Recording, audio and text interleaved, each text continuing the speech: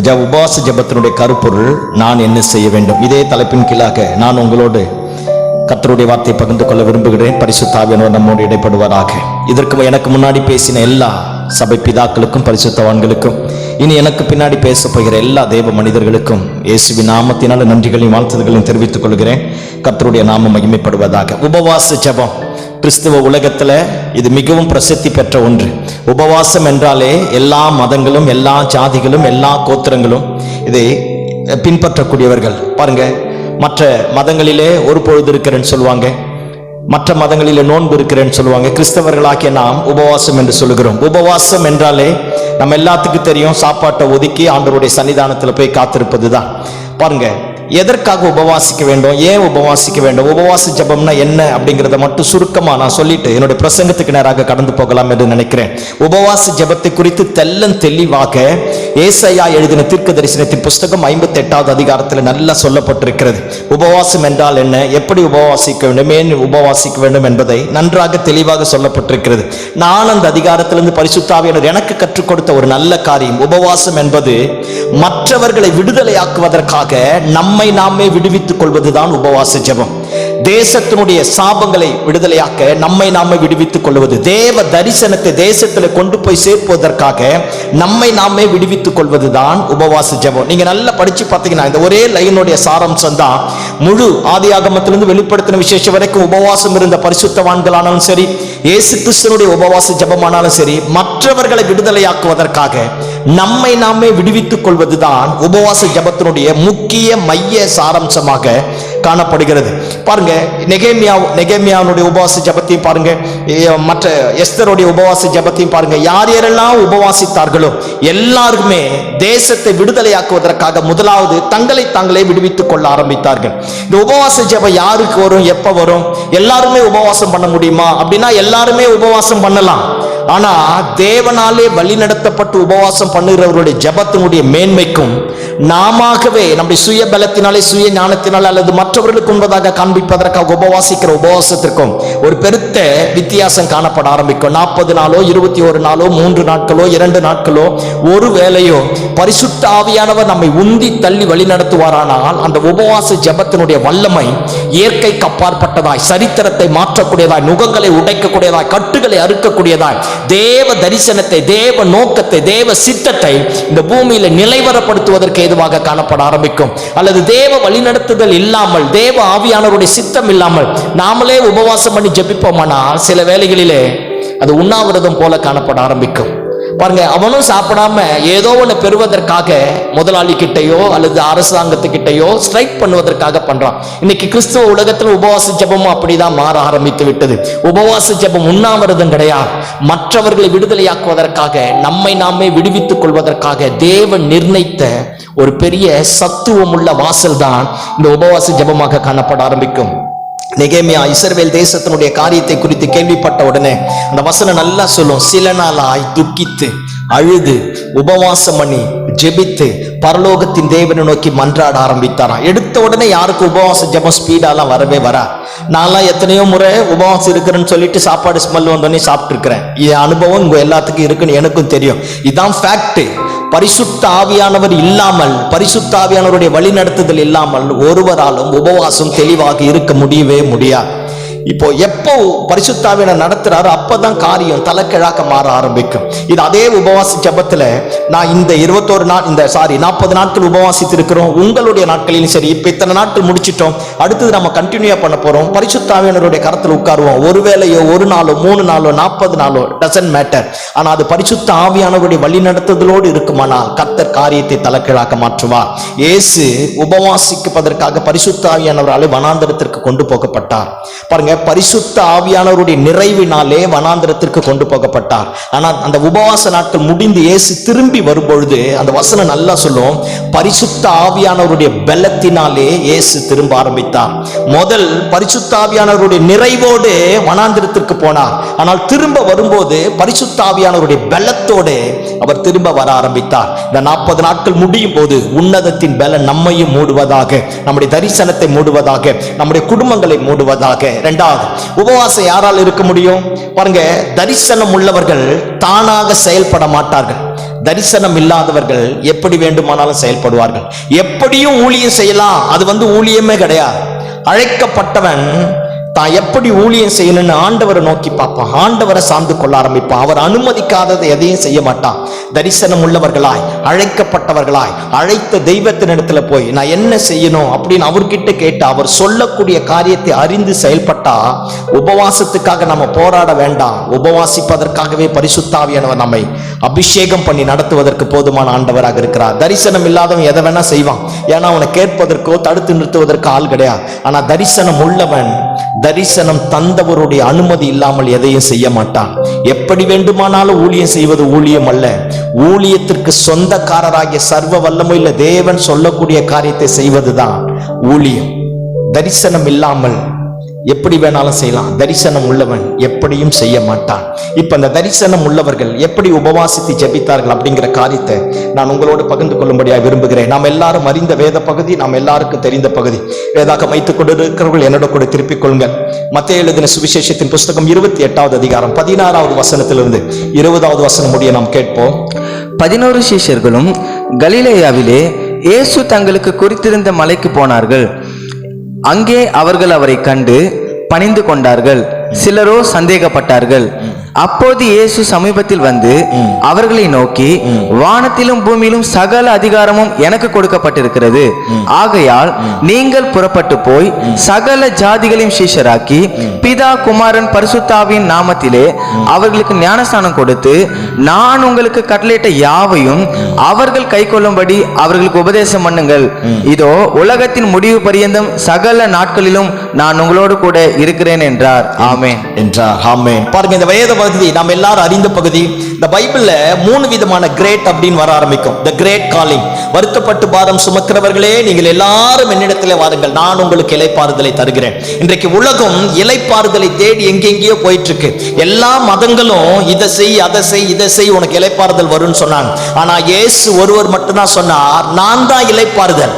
வருத்தப்பட்டு பாரம் சுமக்கிறவர்களே நீங்கள் எல்லாரும் என்னிடத்தில் வாருங்கள், நான் உங்களுக்கு இளைப்பாறுதலை தருவேன். தி கிரேட் காலிங். அடுத்தது பாத்தீங்கன்னா தி கிரேட் கமாண்ட்மெண்ட். பாருங்க, கற்பனைகளை கர்த்தர் 2ஆ மாத்திட்டார். 10 கற்பனைகள் எழுதி கொடுத்தார். யூதர்கள் அந்த 10 கற்பனைகளை 600 கற்பனைகளாக மாற்ற ஆரம்பிச்சுட்டாங்க. அதனாலதான் புதிய ஏற்பாட்டு காலத்துல இயேசு வந்த உடனே ஒருத்தர் இயேசு கிட்ட வந்து கேட்கிறான், கற்பனைகளிலேயே பிரதான கற்பனை எதுன்றார். அந்த 10 கற்பனைகளையும் ஆண்டவர் சின்னதா சுருக்கி அதை 2ஆ மாத்திட்டார். 2ஆ மாத்தி சொல்றார், உன் தேவனாகிய கர்த்தரிடத்தில் உன் முழு இருதயத்தோடு, முழு ஆத்துமாவோடு, முழு பலத்தோடு, முழு சிந்தையோடு அன்பு கூறுவாயாக.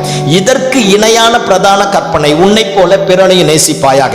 இந்த 6 கற்பனைகளை பார்த்தீங்கன்னா முதல் 4 தேவனுக்கு மனுஷனுக்கு இருக்கிற உறவை காட்டும். அடுத்த 6 மனுஷனுக்கு இருக்கிற உறவை காட்டும். அந்த 10 கற்பனைகளையும் சிலுவை தான், இந்த 2 கற்பனையும் சிலுவை தான். நம்ம எல்லாமே சின்னதை பெருசா மாத்திட்டே போவோம், இயேசு பெருசானதை சின்னதா மாத்திட்டே போவார். இது நமக்கும் ஆண்டவருக்கு இருக்கிற ஒரு பெரிய வித்தியாசம் தான். தரிசனத்தை ஒண்ணுமே இல்லைனாலும் பெருசா மாத்துவோம், ஆனா சின்ன தரிசனத்தை அவர் பெரிய காரியத்தை செய்ய ஆரம்பிப்பார். அதே மாதிரி காஸ்பல் ரொம்ப சிம்பிளானது, ஆனா it is a powerful one. ஆனா நம்ம காஸ்பலை பெருசா மாத்தி பவரை சின்னதா ஆக்கிட்டோம். இன்னைக்கு அதுதான் அப்படியே காஸ்பல்னா என்னவோ பெருசு. காஸ்பல் ரொம்ப simple, but at the same time it is a powerful one.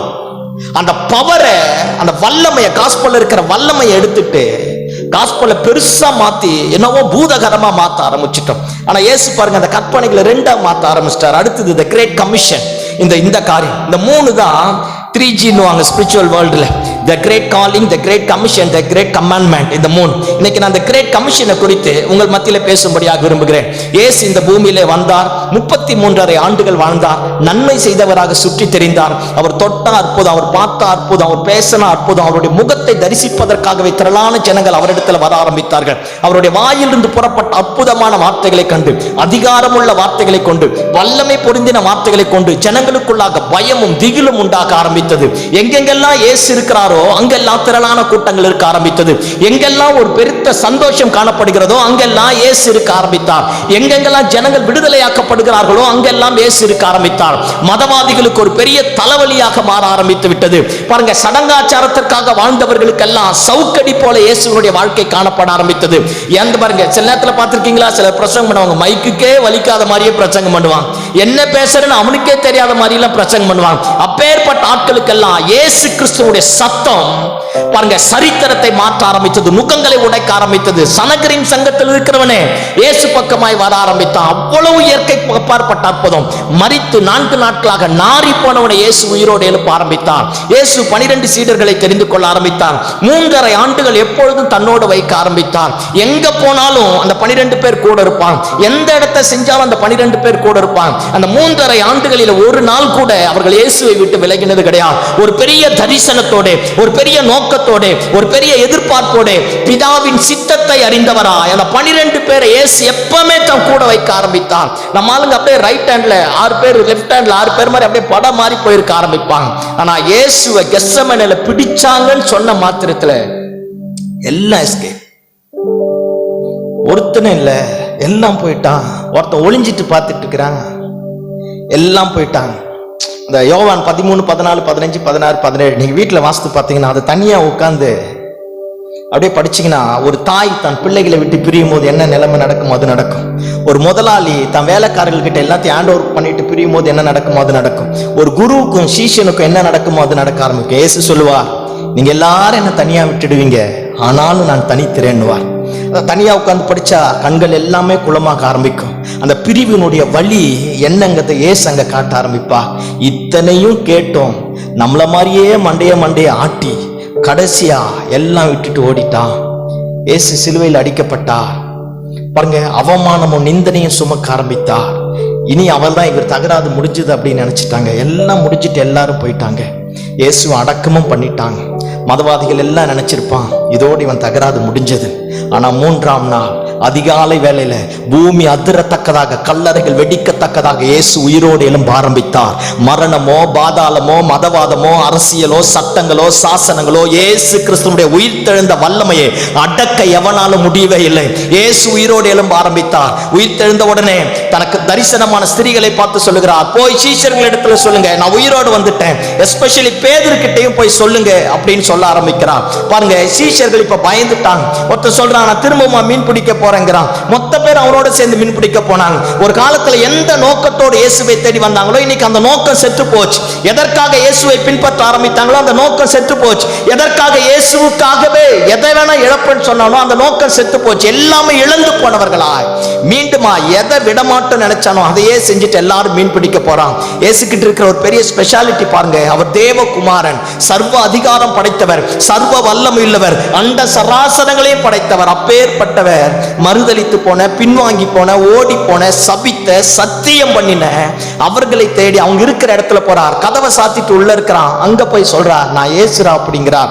கடற்கரையில மீன் பிடிக்கிறான். அங்க போய் சொல்றான். வழியில பேசிட்டு போறாங்க. அங்க போய் சொல்றான். 40 நாட்கள் இயேசு அவர்களை தேடி தேடி தேடி தேடி போய் அவர்களோடு பேசி பேசி பேசி தன்னை உயிரோடு இருக்கிறவராக காண்பித்து இழந்து போன தரிசனத்தை, இழந்து போன நோக்கத்தை மீண்டும் அவர்களுடைய வாழ்க்கையில புதுப்பிக்க ஆரம்பித்தார். புதுப்பித்து 40வது நாள் அவர் பரலோகத்திற்கு எடுத்துக்கொள்ளப்பட வேண்டிய நாள் வந்த உடனே அவர் குறிக்கப்பட்ட இடத்துல அந்த 12 பேரை வரழைத்தார். அந்த 12 பேர் அந்த இடத்துல வந்துட்டாங்க. இந்த வசனம் இப்படியா சொல்லுகிறது, 16வது வசனம், 11 சீஷர்களும் கலிலேயாவிலே இயேசு தங்களுக்கு குறித்திருந்த மலைக்கு போனார்கள். அங்கே அவர்கள் அவரை கண்டு பணிந்து கொண்டார்கள். சிலரோ சந்தேகப்பட்டார்கள். உயிர்த்தெழுந்த இயேசு என்றதை அறிஞ்சு எல்லாத்தையும் பார்த்து இயேசு சொன்ன இடத்துக்கு வந்துட்டான். அப்போஸ்தலர் நடபடிகள் வாசித்தீங்கன்னா இந்த பகுதியை வாசித்தா 5 இருந்து வாசிங்க பாப்போம். 5, 6, 7. ஆகையால் நீங்கள் எருசலேமை விட்டு போகாமல் என்னிடத்தில் கேள்விப்பட்ட பிதாவின் வாக்குத்தத்தம் நிறைவேற காத்திருங்கள் என்று கட்டளையிட்டார். அப்போது கூடி வந்திருந்தவர்கள் அவரை நோக்கி, ஆண்டவரே, இக்காலத்திலா ராஜ்யத்தை இஸ்ரவேலுக்கு திரும்ப கொடுப்பீர் என்று கேட்டார்கள்.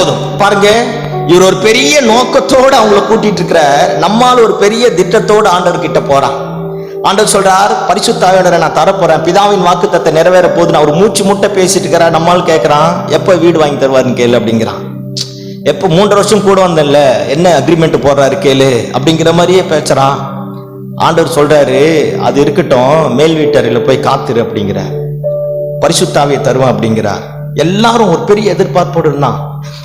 யூதர்களுடைய என்ன ரோமர்களை அழிச்சு ஆண்டவர் அப்படியே பெரிய ஜீபும்பா மாதிரி ஏதோ பண்ணி பெருசா காரியத்தை மாத்துவார் அப்படிங்கிற மாதிரி நினைச்சிருந்தான். அப்படியே சப்புன்னு போயிடுச்சு. எல்லாத்துக்கும் ஒரு மாதிரி ஆயிட்டான். இப்ப கேட்கிற ஆண்டவர் சொல்றார், போய் மேல் வீட்டாரில காத்துருங்க அப்படிங்கிறார். பாருங்க, இப்ப 11 பேரும் அந்த இயேசு குறித்த மலைக்கு வந்துட்டாங்க. 11 பேர் அந்த இடத்துல இருக்கிறாங்க. அவர்கள் இயேசு குறிக்கப்பட்ட இடத்துல வந்த உடனே, இயேசு அங்க வந்த உடனே பார்த்தாங்களா, எல்லாரும் அவரை தொழுது கொண்டார்களாம். some people they are doubted. எல்லாரும் அவரை தொழுது கொண்டாங்க, சிலரோ சந்தேகப்பட்டார்கள். 11 பேர் அந்த இடத்துல வந்துட்டான். ஒரு 4 காரியத்தை நான் சொல்லி எனக்கு கொடுக்கப்பட்ட நேரத்திற்குள்ளாக நான் முடிக்கலாம் என்று ஆசைப்படுகிறேன். இயேசு யாருன்றது தெரியும் அவங்களுக்கு. மரணத்தை ஜெயித்தவன் தெரியும், உயிரோடு எழுந்தவன் தெரியும், எல்லாம் அதிகாரம் உடையவன் எல்லாம் தெரியும். But yet they are doubted. இருந்தும் சிலர் சந்தேகப்பட ஆரம்பித்தார்கள். ஏசு அவங்க பக்கத்துல வந்தாராம். ஏன் அவங்க சந்தேகப்பட்டாங்க? அப்போ சந்தேகப்பட்டது தப்பா? இன்னைக்கு நான் பேசுறேன் சீஷரை பத்தி, சந்தேகப்பட்டாங்க. அன்னைக்கு நான் சீஷரா இருந்தா இருக்கத்திலேயே நான் தான் 1 நம்பர் கேடு கட்டவனா இருந்திருப்பேன். ஏன்னா பேசும்போது எல்லாருமே நல்லா பேசிடலாம். அந்த பிராக்டிக்கல் ஊட அந்த இடத்துல கடந்து போகும் மொத்தம் அவங்களுடைய நிலைமை என்ன அப்படிங்கறதே தெரிய ஆரம்பிக்கும். some people they are doubted. சிலரோ சந்தேகப்பட்டார்கள். ஏன் சந்தேகப்பட்டாங்க? இதுக்கு முன்னாடி என்ன நடந்தது, இதுக்கு பின்னாடி என்ன நடக்க போகுது அப்படிங்கிற ஒரு பயமும் கலக்கமும் இயேசு கிறிஸ்துவினுடைய சீஷர்களுடைய வாழ்க்கையில வர ஆரம்பித்தது. they are standing on the crossroad. ஒரு குறுக்கு வழியில நின்னுட்டு இருக்கிறான். 4 ரோடு பிரியிற இடத்துல நின்னுட்டு இருக்கிறான். இந்த பக்கம் போறதா, இந்த பக்கம் போறதா, இந்த பக்கம் போறதா, இந்த பக்கம் போறதா, விட்ட மீன் பிடிக்கிற தொழிலையே போய் செய்யலாமா, அல்லது அழைத்த ஆண்டவருக்கு பின்னாடி போலாமா? ஒருவேளை இயேசுவுக்கு பின்னாடி போனா இவரை சிலுவையில் அறைஞ்சது மாதிரி தானே என்னையும் சிலுவையில் அறைவாங்க. அதனால இந்த மரணம், இந்த அவமானம், இந்த நிர்வாணம், இந்த நாசமோசம் எனக்கு வேண்டாம். ஒரு பயம். இயேசுவை பின்பற்றுவதா, பின்பற்ற வேண்டாமா? பழைய வேலைக்கே போலாமா, இல்லது இயேசுக்கு ஊழியம் செய்யலாமா? அப்படியே குழப்பி போய் அப்படியே டார்க், அப்படியே இருள் அடைந்த நேரத்தில் they are standing on the crossroad. அந்த குறுக்கு வழியில நின்னுட்டு இருக்கிறான். இந்த உபவாச ஜெபத்துல கூட இயேசுவின் நாமத்தினால் என்னுடைய சத்தத்தை கேட்டு கொண்டிருக்கிற எனக்கு அருமையான தேவ பிள்ளையே, ஒருவேளை இத்தனை நாட்களாக ஜெபித்தோம், அந்த கொரோனா வைரஸ் வந்து தேசத்தை அப்படியே கவ்வி பிடிச்சிருச்சு. sometimes you may be standing on the crossroad. ஒருவேளை நீங்களும் அந்த குறுக்கு வழியில நின்று 4 ரோடு ஒன்னா சேர அந்த ஜங்ஷன்ல நின்னுட்டு இருக்கலாம். ஊழியமா, பிசினஸா, ஜெபமா அல்லது ஜெபம் இல்லையா? ஆண்டவர் ஆராதிக்கலாமா, ஆராதிக்க கூடாதா? இதை காப்பாற்ற முடியுமா, காப்பாற்ற முடியாதா? மீண்டுமாய் ஆண்டவரை தேட முடியுமா, மீண்டுமாய் ஜெபிக்க முடியுமா, மீண்டுமாய் ஆண்டவருக்காக எழும்ப முடியுமா, மீண்டுமாக தேவனுக்காக ஏதோ ஒன்று செய்ய முடியுமா? ஏதோ ஒரு கலக்கம். sometimes you may be standing on the crossroad. நீயும் நானும் ஏதோ ஒரு இடத்துல ஒரு குறுக்கு வழியில நின்னுட்டுக்கலாம். போங்க பிரதர், தோற்று போயிட்டேன், இயேசுக்கே இந்த நிலைமை, எனக்கு என்ன வர ஆரம்பிச்சு? எங்க பாஸ்டர் இப்படி தான் போயிட்டார், எனக்கு எப்படி? எங்க அம்மா பயங்கரமா ஜெபம் பண்ணாங்க, அவங்களுக்கே இந்த நிலைமை, how can I? நான் எப்படி? ஏதோ ஒரு பயம், ஏதோ ஒரு கலக்கம், ஏதோ ஒரு நெருக்கம். நீங்களும் நானும் கூட ஒரு கிராஸ் ரோட்ல நின்னுட்டு இருக்கலாம். குழப்பமான இடத்துல, நெருக்கமான இடத்துல, தீர்மானம் எடுக்க முடியாத இடத்துல, தோற்று போன இடத்துல, பலவீனப்பட்ட இடத்துல, இருதயத்தின் ஆதங்கம் அப்படியே கொந்தி கொப்பளிச்சு அப்படியே பொங்கி வர மாதிரி ஏதோ ஒரு பயத்துல நின்னுட்டு இருக்கலாம். அவர்களும் they are standing on the crossroad. ரெண்டாவது, அவருடைய இருதயம் முழுக்க இருளாதான் இருந்தது. எதிர்காலத்தை குறித்து கேள்விக்குறி. இயேசு கூட இருக்கிற வரைக்கும் பயங்கரமா பேசிட்டான். சனகிரிம் சங்கத்தை மதிக்கல, அண்ணா காய்பாவை மதிக்கல, பரிச்சயன் சதிச்சயனை மதிக்கல. ஏன்னா இயேசு கூட இருந்தா. இப்ப தலைவர் எஸ்கேப்.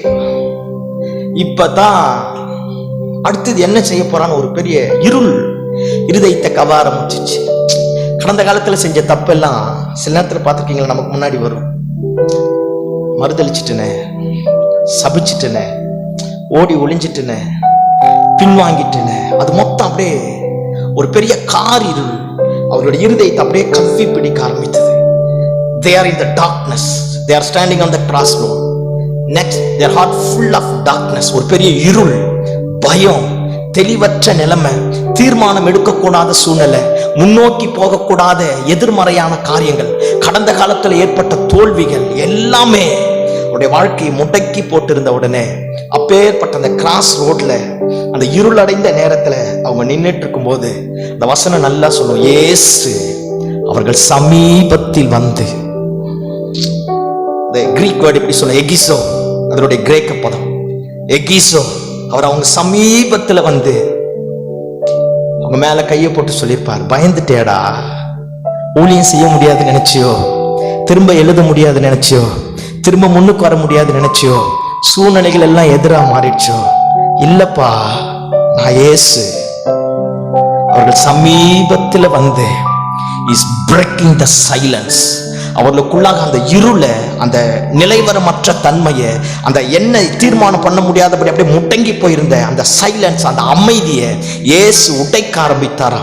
பாருங்க, குழந்தைங்க ஏதோ ஒரு விதத்துல தோற்று போய் பலவீனப்பட்டும் போது ஒண்ணுமே பண்ண முடியாது. அம்மாவோ அப்பாவோ பக்கத்துல போய் அது தலையெல்லாம் தடவி கொடுத்து, அது நெத்தில இருக்கிற வேர்வையெல்லாம் தொடச்சி குழந்தைய தூக்கி அப்படியே கொண்டு வந்து சோஃபா மேல நம்ம உட்காந்து, குழந்தைய நம்ம மடி மேல உட்காந்துட்டு, பயந்துட்டியா சாமி, கவலைப்படாதையா, எல்லாம் மாறிடும் அப்படின்னு ஒரு தகப்பன் தன் பிள்ளையை தேற்றுவது போல. இந்த எகிசோ அப்படிங்கிற வார்த்தையினுடைய மீனிங் அதான். ஒரு தாய் அந்த குழந்தை எவ்வளவு அழுக்குல விழுந்துட்டாலும், மூக்கெல்லாம் சளி வந்து தலையெல்லாம் அலங்கோலமா மாறி தெருவில் மண்ணில் விளையாடி அந்த அம்மா எங்கேயோ போயிட்டு வந்து அந்த குழந்தை பசியோட ஏக்கத்தோட அம்மான்னு கத்திட்டு ஓடியாரு பாருங்க. அந்த அம்மா அந்த குழந்தைய தூக்கி தலையெல்லாம் தடவி கட்டி பிடிச்சி முத்தம் கொடுத்து அந்த கண்ணெல்லாம் தொடச்சி, பசிச்சிச்சு அம்மா, முடியாது நினைச்சா, அம்மா இல்லை நினைச்சா அப்படின்னு சொல்லுவாங்க பாரு. அந்த மாதிரி இயேசு கிறிஸ்துவின் சீஷர்கள் சிறு குழந்தைகளைப் போல they are standing on the crossroad. அவருடைய இருதயம் பயங்கரமா இருளடைந்து பயத்திலையும் கலக்கத்திலையும் அவிசுவாசத்திலையும் தீர்மானம் எடுக்கக்கூடாத நிலைமத்தில் இருக்கும்போது இயேசு அவர்கள் சமீபத்தில் வந்து அவங்க மேல கையை போட்டு சொல்லுவார், பயந்துட்டியா பேதுருவே, தோமாவே சந்தேகப்பட்டுட்டியோ, யோவானே இது முடியாது நினைச்சியோ? அப்பதான் இயேசு அவங்க பக்கத்துல வந்து அந்த இருளான பிரேக்கிங்கை உடைச்சி போட்டுட்டு தாய் போல, தகப்பனை போல, எஜமானனை போல, ஒரு நல்ல ஆசானை போல உடைய கண்ணீர் எல்லாம் தொடச்சி அவங்க பக்கத்துல வந்து உட்கார்ந்து அவங்கள தட்டி கொடுத்து சொல்றா, வானத்திலேயும் பூமியிலேயும் சகல அதிகாரமும் எனக்கு கொடுக்கப்பட்டிருக்கிறது. நீ இந்த தெருவுல தானே ஊழியம் செய்ய முடியாது நினைச்ச, உலகத்தின் கடைசி பரியந்தமா நான் உன்னை அனுப்ப போகிறேன். All the nations, all the power, all the authority, சகல அதிகாரம் எனக்கு கொடுக்கப்பட்டிருக்கிறது. உன்னை சகல தேசத்திற்கு அனுப்ப போறேன். சகல ஜனங்களுக்கு நீ பிரசங்கம் பண்ண போகிறாய். உலகத்தின் முடிவு பரியந்த நான் உன்னோடு இருக்க போறேன். இந்த நல்ல மாலை வேளையில இந்த உபவாச கூடுகையில வந்திருக்கிற எனக்கு அருமையான தேவ பிள்ளையே, என் சத்தத்தை கேட்டுக்கொண்டிருக்கிற இந்த காணொளி மூலமா என்னை பார்த்துக்கொண்டு என்னுடைய சத்தத்தை கேட்டுக்கொண்டிருக்கிற எனக்கு அன்பான ஊழியரே, அருமையான விசுவாசியே, நீங்களும் நானும் கூட ஏதோ ஒரு கிராஸ் ரோட்ல நின்றுட்டு இருக்கலாம். அவள் தான் பாஸ்டர், பிசினஸ் முடிஞ்சு போச்சு, வாழ்க்கை முடிஞ்சு போச்சு, குடும்பம் முடிஞ்சு போயிடுச்சு, என் தகப்பனை இழந்துட்டேன், நான் நம்பி இருந்த நம்பிக்கைகள் அற்று போயிட்டு எந்த பக்கம் போறதுனே தெரியல, இனி ஜெபம் பண்ணி என்ன பிரயோஜனம், ஆராதிச்சு என்ன பிரயோஜனம், ஏதோ தீர்மானம் எடுக்க கூடாத ஒரு கிராஸ் ரோட்ல நின்று கொண்டிருக்கலாம். இரண்டாவதாக ஏதோ ஒரு காரிருள், நம்ப கூடாத ஒரு அவிசுவாசத்தினுடைய வல்லமை, பயமும் திகிலும் உன்னுடைய வாழ்க்கையை கவ்வி பிடித்து பலருடைய வாழ்க்கையில நடந்த ஏமாற்றங்கள் எனக்கு அதே மாதிரி வந்துருமோ அப்படிங்கிற ஒரு இருள் அடைந்த நிலைமையில நின்று கொண்டிருக்கலாம். இந்த நல்ல மாலை வேளையில சர்வ வல்லமையில் ஆண்டவருடைய ஓங்கிய புயமும் பலத்த கரமும் மேல வந்து அமர போகிறது. உன்னுடைய இருதயத்தில் இருக்கிற அந்த காரிருளை அகற்றி போட்டு, அவிசுவாசத்தை உன்னை விட்டு எடுத்து போட்டு, உனக்கு எதிராக சூழ்ந்த எல்லா விதமான நெருக்கங்களை மாற்றி போட்டு, ஆண்டவர் இந்த நல்ல மாலை வேளையில உன்னை பார்த்து சொல்றார், ஹே, வானத்திலேயே பூமியிலேயே சகல அதிகாரம் எனக்கு கொடுக்கப்பட்டிருக்கிறது. never give up. எழுந்து வெளியே வா. உன்னை எல்லா தேசத்துக்கு அனுப்ப போறேன். எல்லா நாளும் நான் உன் கூட இருக்க போறேன். நான் செஞ்சதை விட உன்னை கொண்டு பெரிய காரியங்களை செய்ய போகிறேன். எதை பார்த்து பயந்துட்ட? எவன் உனக்கு விரோதமா தப்பு பண்ணிட்டா? ஒரு முறை விழுந்தது உண்மைதான், ஆனா இனிமேல் உன்னை விழாதபடி காக்க பண்ணக்கூடிய பரிசுத்த ஆவியானவர் உன்னோடு வரப்போகிறார். தேசத்தை நீ மாற்ற போற, சரித்திரத்தை மாற்ற போற, நுகங்கள் உடைக்கப்படும், கட்டுகள் அறுக்கப்படும். Come out from your darkness. உன் இருளை விட்டு வெளியே வா, கிராஸ் ரோட விட்டு வெளியே வா. Make a decision in this evening. All authority, all the days I am always with you. எல்லா நாட்டுக்கு உன்னை அனுப்ப போறேன். இத சொன்ன உடனே விழுந்து போனவங்க தான், மறுதளிச்சவங்க தான், ஏமாற்றப்பட்டவங்க தான், பயந்தவர்கள் தான்.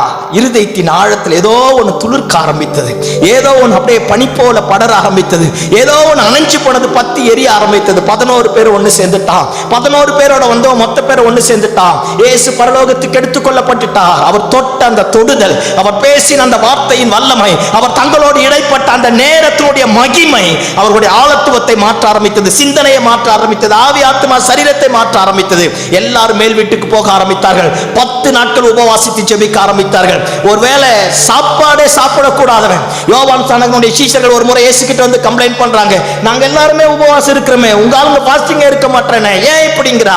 இயேசு சொல்றார், மணவாளன் கூட இருக்கிற வரைக்கும் மணவாளனுடைய தோழர்கள் உபவாசம் இருக்க மாட்டான். The days to come, ஒரு நாள் வரும், அந்த நாள் வரும் பொழுது அவனே உபவாசம் இருப்பான். நீ இருந்த உபவாசத்தை காட்டிலும் அவனுடைய உபவாசம் நுகங்களை உடைத்து கட்டுகளை அறுக்க போகிறது என்று இயேசு சொல்ல ஆரம்பித்தார். இப்ப இவங்களா போறாங்க, இவங்களை யாருமே திணிக்கல, ஃபாஸ்டிங் இருன்னு, யாருமே திணிக்கல போய் ஜெபம் பண்ணுன்னு, வெயிட் பண்ணுன்னு தான் சொல்ல ஆரம்பித்தார். ஆனா 10 பேரும் போய் 120 பேராக மேல் வீட்டாரில கூட ஆரம்பித்தார்கள், ஜெபிக்க ஆரம்பித்தார்கள், உபவாசம் பண்ண ஆரம்பித்தார்கள். முதலாவதாக நான் ஏற்கனவே சொன்ன பாருங்க, உபவாசம் என்பது பாருங்க மற்றவர்களை விடுதலையாக்குவதற்காக நம்மை நாமே விடுவித்துக் கொள்வதுதான் உபவாச ஜெபம். இவர்கள் மீண்டும் போய் அந்த மேல் வீட்டாரில் உட்கார ஆரம்பித்தாங்க, ஜெபிக்க ஆரம்பித்தாங்க, தங்களை சீர்படுத்த ஆரம்பித்தாங்க, எதெல்லாம் சேர்க்கணும் எதெல்லாம் கழிக்கணும் எல்லாவற்றையும் கிளியரிஃபை பண்ண ஆரம்பித்தாங்க. பண்ணி முடிச்சாங்க. 10வது நாள் வானம் திறக்கப்பட பலத்த சத்தத்தோட, இடி முழக்க சத்தத்தோட, பெரும் காற்றின் வல்லமையோட பரிசுத்த ஆவியானவர் இவர்கள் மேலே இறங்கி வர ஆரம்பித்தார். பயந்து போனவர்கள் தான், மறுதலித்தவர்கள் தான், ஓடி ஒளிந்தவர்கள் தான். அதே 120 பேருக்கு மத்தியில பேதுரு எழும்பி நின்று பிரசங்கம் பண்ண ஆரம்பிக்கிறான். முதல் பிரசங்கத்தை கேட்டு 3000 பேர் ரட்சிக்கப்பட ஆரம்பித்தாங்க. பேதுருடைய லாங்குவேஜ் கலிலேயாவாம். இப்போ தமிழ்நாடு முழுக்க, இந்தியா முழுக்க பேசுது, உலகமே பேசுது. என்னடா சென்னை லாங்குவேஜ்ல பேசுறாங்கிறான். சென்னை லாங்குவேஜ் தான் கலிலேயா லாங்குவேஜ் ஈக்குவலா, எதுகை மோனையே இருக்காது. நான் என்ன சொல்றேன், லாங்குவேஜ்ல ஒண்ணு இல்ல, இயேசுவோட உயிர்த்தெழுந்த வல்லமையில இருக்கு. எந்த சின்ன பேசுறவன் கலிலேயன் தானே, கலிலேயன் தான். செம்படவன் தானே, செம்படவன் தான். மீன் பிடிக்கிறவன் தானே, மீன் பிடிக்கிறவன் தான். மறுதளித்தவன் தானே, மறுதளிக்கிறவன் தான்.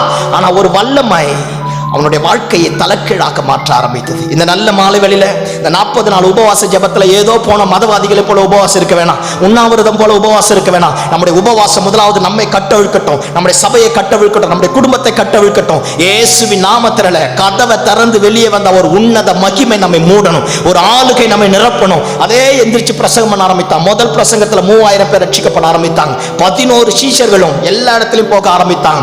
இது என்னமாய் முடியுமோங்கிற ஒரு கலக்கமும் பயமும் மதவாதிகளை ஆட்டிப்படைக்க ஆரம்பித்தது. 5000 பேர் ரட்சிக்கப்பட்டான், திரளான ஜனங்கள் ரட்சிக்கப்பட்டான், நடந்து போன அற்புதம் நடக்க ஆரம்பித்தது. இந்த கடைசி காலத்துல உலகத்தினுடைய சம்பவங்கள் எல்லாமே இயேசு கிறிஸ்துவினுடைய வருகையை நமக்கு அறிவிக்கக்கூடியதாக இருக்கிறது. எனக்கு அருமையான தேவ மனுஷனே, எனக்கு அருமையான சகோதரா, எனக்கு அருமையான சகோதரி, என் சத்தத்தை கேட்டுக்கொண்டிருக்கிற தேவ பிள்ளையே, நீ எத்தனை கிராஸ் ரோட்ல நின்று இருந்தாலும், எவ்வளவு தீர்மானம் எடுக்கக்கூடாத இடத்துல நின்றாலும், எத்தனை இருளான நிலைமையில் இருந்தாலும், எவ்வளவு துரோகம் பண்ணி பின்வாங்கி போயிருந்தாலும், இந்த மாலை வேளையில் உனக்கு ஒரு நல்ல செய்தி. சர்வ வல்லமையில் ஆண்டவருடைய தொடுதல் உன்னை தேடி வரப்போகிறது. உன் இருளை உன்னை விட்டு அகற்றி போட்டு, உன் மேல இருக்கிற அந்த அந்தகாரங்களை அகற்றி போட்டு, அவர் உன்னை தொட்டு உன்னை என்னைய பார்த்து சொல்றார், வானத்திலேயும் பூமியிலேயும் சகல அதிகாரம் எனக்கு கொடுக்கப்பட்டிருக்கிறது. மீண்டுமா எழும்பி வா, உன்னை கொண்டு நான் காரியத்தை மாற்ற போறேன், உன்னை கொண்டு நான் தலைக்கீழான காரியத்தை செய்து முடிக்க போறேன், உன்னை கொண்டு தேசத்தினுடைய நுகங்களை உடைக்க போறேன் என்று பரிசுத்த ஆவியானவர் நம்மை பார்த்து சொல்லுகிறார். நீ எழும்ப ஆரம்பித்து பாரு.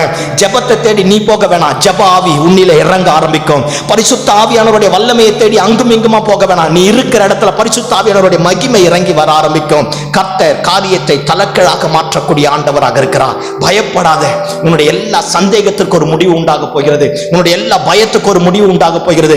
எத்தனை பேர் இருந்தாலும், எத்தனை சூழ்நிலைகள் எதிராக இருந்தாலும், எல்லாவற்றையும் மாற்றி போடக்கூடிய ஒரு மகிமையின் வல்லமை நம்முடைய வாழ்க்கையை தலைக்கீழாக மாற்றப் போகிறது. அல்லேலூயா. எந்த இடத்துல இருந்தாலும் பயப்படாத, எவ்வளவு சூழ்நிலையில் இருந்தாலும் பயப்படாத. ஒரு உயிர்த்தெழுந்த வல்லமை, சகல மகிமையும், சகல அதிகாரமும், சகல தேசத்திற்கும், சகல நாட்களும் நம்மோடு இருக்கக்கூடிய கர்த்தர் உன்னை பார்த்து சொல்லுகிறார், எழுந்திரு, புறப்பட்டு போ அப்படிங்கிறார். பயப்படாத, நீ மாற்ற போற. நெகேமியா உபவாசம் பண்ணி ஜெபம் பண்ணா. 12 வருஷம் இஸ்ரவேல் தேசத்துல ஆளுநரா இருந்தான். மேட்ரு என்ன தெரியுமா? 52 நாள்ல அலங்கத்தை கட்டி முடிச்சான். நெகேமியா மட்டும் சொல்லல, நெகேமியா உபவாசம் பண்ணி ஜெபித்து வந்து ஒரு சில கூட்டத்தை கூட்டி தன் தரிசனத்தை பகிர்ந்து கொள்ள ஆரம்பித்தான். நீங்க அந்த 12 வாசலை படிச்சு பாருங்க. ஒரு வாசலை ஸ்திரீகளா சேர்ந்து கட்டி இருக்கிறான், வெறும் பெண்களாவே சேர்ந்து ஒரு வாசலை கட்டி இருக்கிறான். இந்த நல்ல மாலை வேளையில நானும் தீர்க்க தரிசனமா சொல்றேன், எனக்கு அருமையான தேவ ஊழியரே, உபவாசித்து ஜெபித்து உன் தரிசனத்தை ஜனங்கள் மத்தியில பகிர்ந்து கொள்ள ஆரம்பித்துப்பா. நீ கட்ட வேணாம், கட்டுவதற்காக ஒரு கூட்டம் அடங்கி இருக்கு. அதை தட்டி எழுப்பக்கூடிய மகிமையை கர்த்தர் உனக்கு தருவார். எஸ்தர் ஒரு அநாத பெண், 127 தேசத்துக்கு ராஜாத்தியா மாறிட்டா. மொர்தெகாயை பார்த்து சொல்றா, நான் செத்தாலும் சாக்குறேன், நான் போறேன். 3 நாள் உபவாசம் பண்ணி ஜெபம் பண்ணுங்கிறா. 3 நாள் உபவாசம் பண்ணி ஜெபிக்க ஆரம்பித்தார்கள். 127 தேசத்தினுடைய சட்டத்தை மாற்றுவதற்கு எதுவாக கர்த்தருடைய வல்லமை இறங்க ஆரம்பித்தது. நம்முடைய உபவாசம் பரிசுத்த ஆவியானவரால் நடத்தப்பட்டு தேவ சமூகத்துல போகும்போது பரிசுத்த ஆவியானவருடைய நிறைவோடு போவோம். ஆனால் தேவ சமூகத்தை விட்டு திரும்ப வரும்போது பரிசுத்த ஆவியானவருடைய வல்லமையினால நிரப்பப்பட்டவர்களாய் கர்த்தர் நம்மை கொண்டு வருவா. எது நம்ம இடத்துல லேக்கா இருக்கோ எல்லாவற்றையும் கர்த்தர் ஃபில் பண்ண ஆரம்பிப்பா. எது நம்ம இடத்துல தேவனுடைய சித்தத்தை நிறைவேற்றக்கூடாதபடி முட்டைக்கு போட்டிருக்க எல்லா வேலையும் கர்த்தர் பிடுங்கி போடுவா. எது நம்மை பயந்து கூனி குறுகி போக பண்ணினதோ அதனுடைய எல்லா நுகங்களையும் கர்த்தர் உடைத்து போட ஆரம்பிப்பா. தரிசனத்தோடு ஆண்டவர் இடத்துல போவோம். சும்மா மதவாதிகளை மாதிரி உபவாச ஜெபம் பேருக்காக ஊருக்காக அவன் உபவாசம் இருக்கிறான் நான் உபவாசம் இருக்கிறேன், அதெல்லாம் மதவாதிகள் பண்றது. மதவாதிகளை போல இருக்காத. Make a relationship with your creator. படைத்த தெய்வத்தோடு உறவு உண்டாக்கு. அவர் உன்னை வழி நடத்துவா. அவருடைய சன்னிதானத்தின்படி போய் உட்கார ஆரம்பித்துப்பா. உனக்கு கொடுத்த தரிசனத்தை அவர் நிறைவேற்றி முடிக்கிற வரைக்கும் அவர் உன்னையும் என்னையும் விட்டு விலக மாட்டார், கைவிட மாட்டார். அற்பமானவங்க தான் 12 சீஷர்கள் தான். எருசலேமை மாத்தலாம், யூதேயாவை மாத்தலாம், சமாரியாவை மாத்தலாம், உலகத்தினுடைய கடைசி பரியந்தம் போகுது. இன்னைக்கு 3 உலகத்தில் இருக்கிற எல்லா மக்கள் தொகையிலே 3 ஒரு பங்கு கிறிஸ்தவர்களா இருக்கிறாங்கன்னா அன்னைக்கு நம்மை போல மறுதளித்து போன அற்பமா என்ன பயந்த கூனி குறுகி போன அதே சீஷர்களை கொண்டுதான் கர்த்தர் காரியத்தை மாற்ற ஆரம்பித்தார். இந்த கடைசி நாட்களில் இருக்கிறோம். மீண்டுமாய் கர்த்தர் தம்முடைய வல்லமையை பொழிய பண்ண போகிறார். மீண்டுமாய் தம்முடைய கிருபையை கர்த்தர் அனுப்ப போகிறார். மீண்டுமாய் ஒரு பெரிய எழுப்புதலை கர்த்தர் கொடுக்க போகிறார். ஏனோ தானோ என்று இருப்பதை விட்டுவிட்டு எல்லாவற்றையும் தூக்கி போடுவோம். மனுஷனுடைய ஆலோசனை, மனுஷனுடைய திட்டம், மனுஷனுடைய நோக்கம், மனிதனுடைய சம்பிரதாயங்கள் எல்லாவற்றையும் தூக்கி தூர போட்டுவிட்டு அழைத்தவர் அவர், தரிசனம் கொடுத்தவர் அவர், முன்குறித்தவர் அவர், இந்த ஊழியம் அவருடையது. அவரை நம்பி அவரை சார்ந்து மீண்டுமா எழும்ப ஆரம்பிப்போம். அந்த ஓங்கிய புயமும் பலத்த கரமும் நம்ம மேல வந்து அமரும் பொழுது நம்முடைய இருள் விலகும். தீர்மானம் எடுக்க முடியாத இடத்துல தீர்மானம் எடுப்போம். ஒரு உன்னத பலன் நம்ம மீது இறங்கி வர ஆரம்பிக்கும்.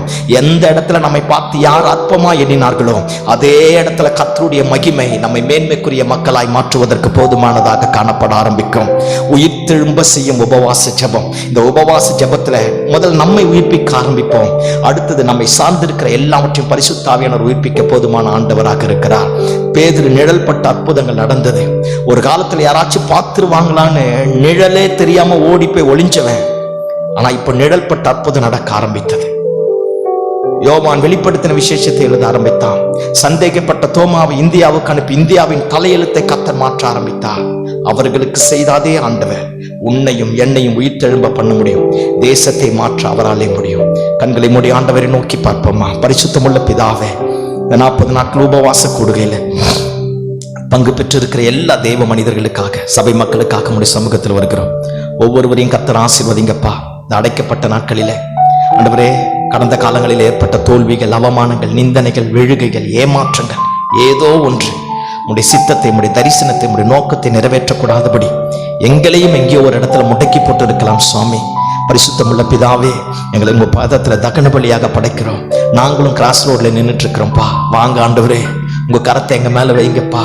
எங்க மேல இருக்கிற எல்லா பலவீனங்களையும் அகற்றி போட்டு நீங்க யார் என்பதை புரிந்து கொள்ளவும், எங்களை கொண்டு நீர் என்ன செய்ய போகிறீர் என்பதை அறிந்து கொள்ளவும் கர்த்தர் கிருபை பாராட்டுங்கப்பா.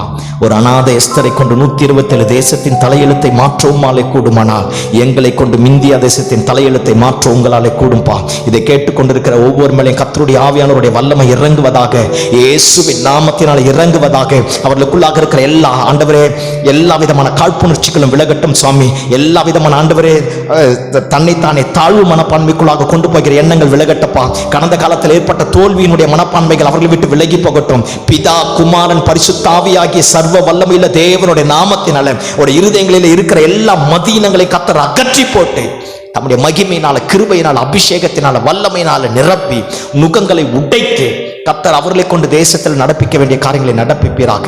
அவர்கள் இருக்கிற பகுதிகளிலே, கிராமங்களிலே, ஆண்டவரே, நாடுகளிலே, பட்டணங்களிலே ஆண்டவரே, நம்முடைய நாமத்திற்கு மகிமை விளங்க பண்ணக்கூடிய பாத்திரங்களாய் கர்த்தர் மாற்றும். பிதா, குமாரன், பரிசுத்த ஆவி நாமத்தில் நான் ஆசீர்வதிக்கிறேன்.